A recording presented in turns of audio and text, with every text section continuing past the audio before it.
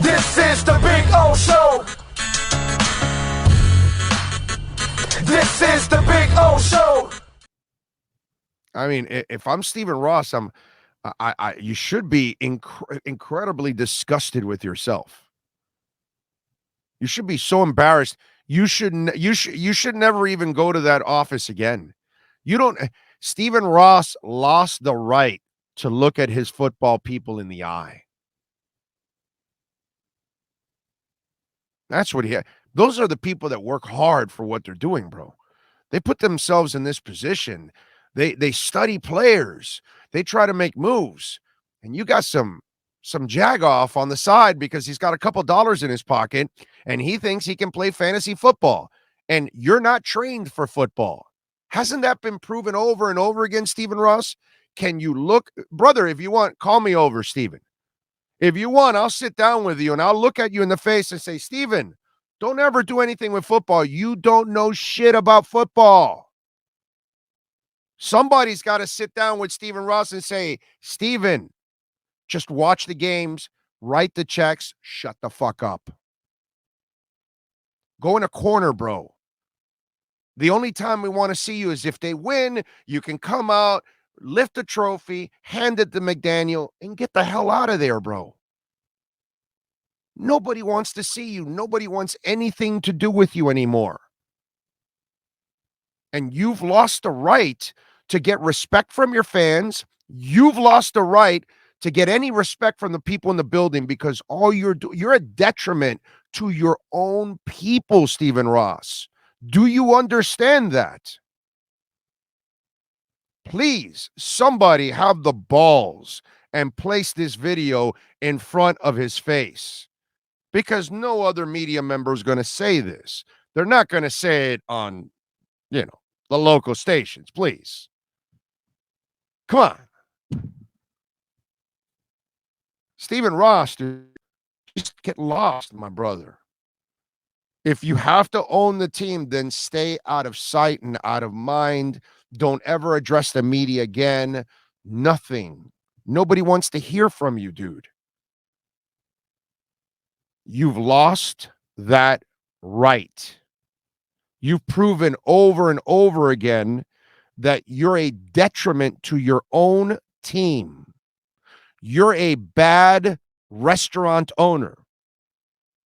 When Jeff Weisner goes after your ass and sticks that mic in your face and say, where are all the roaches and the rodents and all that stuff, and the owner and the managers go running and scrambling, that's Stephen Ross. You're the guy Stephen Ross, you're the guy that owns that restaurant full of roaches. You're a bad owner, dude. No matter how much money you spend, by costing your team this, you are a terrible owner. And you can no longer shake this anymore with Bullygate and everything else that's gone under your watch. You're the idiot that re-signed Joe Philbin after a meaningless game against the Minnesota Vikings. You know nothing about football. And you're a detriment to your own team and your fan base. It is time for you to step away. Also, Bruce Beal, by the way. Bruce Beal, my brother, you should never, ever take over. You have zero credibility whatsoever. Okay? The best thing Stephen Ross and Bruce Beal do is disappear. Sell the team and get lost. You've lost that right. Okay? No one can trust you. You're a constant liar. Okay? Because by saying that you go against it and that everything was proven, you're a liar. Because you did it with Sperano and you were busted. You're habitual. You're a habitual liar. You're a habitual violator. And you are a detriment to the Miami Dolphins and their fan base. It's over, man.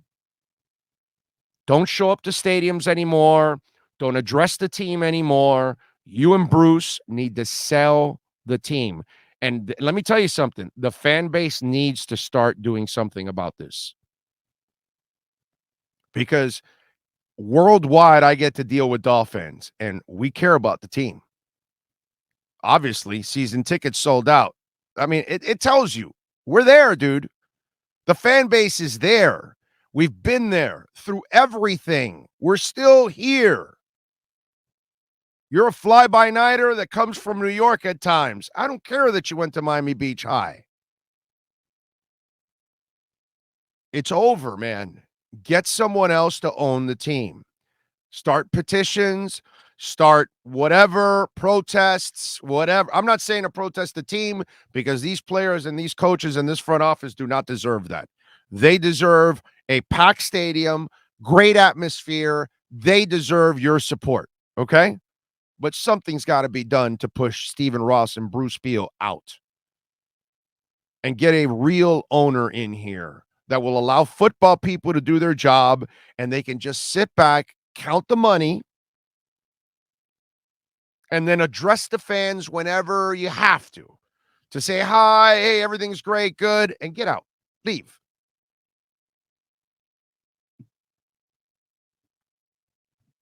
It's disgusting. I can't tell you how disgusted I am with Stephen Ross right now. Because I watched that. We finally have a good front office. We have a great front office. I don't care what anybody tells me. I was just telling the guys this while we were over there. This, Reggie McKenzie, when he took over with the Raiders, and they were in Oakland at that time, they had made the stupid trade of Carson Palmer. And then they blew everybody up, and then they brought in Reggie. And Reggie had inherited the team when they had no first rounder that year and no second rounder the year after that. He still found Derek Carr and Khalil Mack.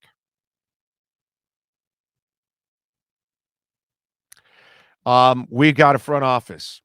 Marvin Allen, been a part of building the Falcons and the Chiefs, and this guy's an exceptional personnel guy. Greer knows his stuff, dude.